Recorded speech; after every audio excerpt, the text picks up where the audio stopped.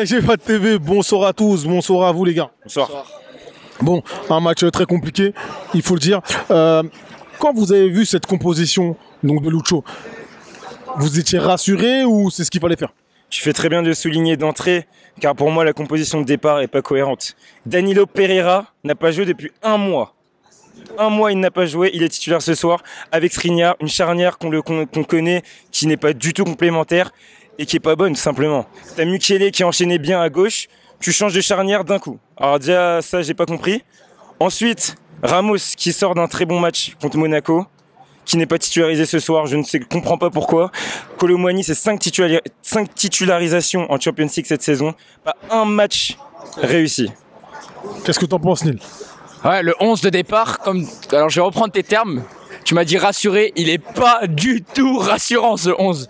En aucun cas, il n'est rassurant ce 11. Cette charnière, comme l'a dit Victor, mais cette charnière, plus jamais, mais s'il te plaît, mais le coach, tu regardes le foot quand même, tu sais très bien, sa charnière, ça ne marchera jamais. Le mec revient un mois de blessure, Danilo Pereira. C'est pas le fait que le joueur n'est pas bon en plus, c'est juste la charnière, elle est pas cohérente. C'est deux mecs qui sont lents à la relance, c'est lent, en fait, c'est une charnière qui ne marchera jamais. C'est incompatible. J'entends ce que vous dites, hein, mais quand on regarde finalement la physionomie du match ou le résultat, même le but, on voit que finalement la défense, ok, mais... Après, il y a eu une mi-temps chacun, c'est une mi-temps différente. Ils ont mis le bus derrière, donc c'est normal que les défenseurs, ils n'ont pas eu de boulot en deuxième. Ils sont carrément, Ruiz, il est passé défenseur à la fin du match, donc ils n'ont rien eu à faire les défenseurs en deuxième. En première mi-temps, tu parles de la défense, mais moi j'ai envie de souligner, de pointer du doigt l'attitude des joueurs sur le premier but de Newcastle. Livramento qui se balade devant notre défense, aucun joueur pour venir au contact, et ensuite t'as le but, certes il y a une erreur de Donnarumma, mais c'est au départ de l'action pour moi le problème. Et c'est l'attitude encore des joueurs ce soir qui est honteuse ce soir.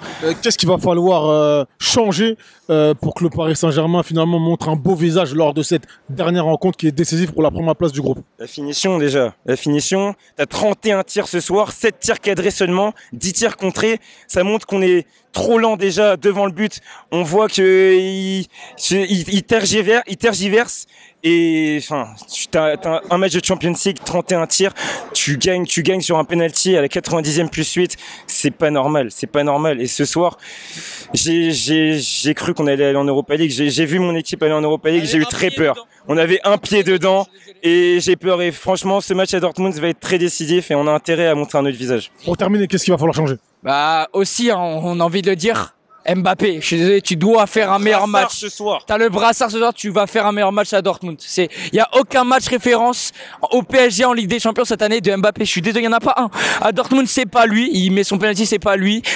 Contre Milan, à Milan, c'est pas lui. Enfin, je te jure, pour moi, au PSG, il a aucun match référence encore en Ligue des Champions. Et j'espère que c'est contre Dortmund. J'espère bien et je t'attends au tournant, Kylian. Moi, j'avais juste envie de savoir, c'est quoi le projet en fait? C'est de faire des centres, les centres de Dembélé pour personne dans l'axe? C'est quoi en fait? Kolo Muani ne sait pas jouer neuf. Kolo Muani, c'est une option qu'il faut bannir. Sérieusement, faut enlever. Faut annuler cette option. Et franchement, là ce soir, quand je vois le côté droit qui était complètement bouffé, Dembélé qui se fait complètement prendre par Livramento qui sort un match énorme, et Hakimi qui a aussi du mal ce soir, franchement, j'ai des inquiétudes. Il faudra augmenter le niveau et modifier notre jeu parce que on est trop prévisible malheureusement pour l'instant. Merci à vous les gars. Merci. Voilà.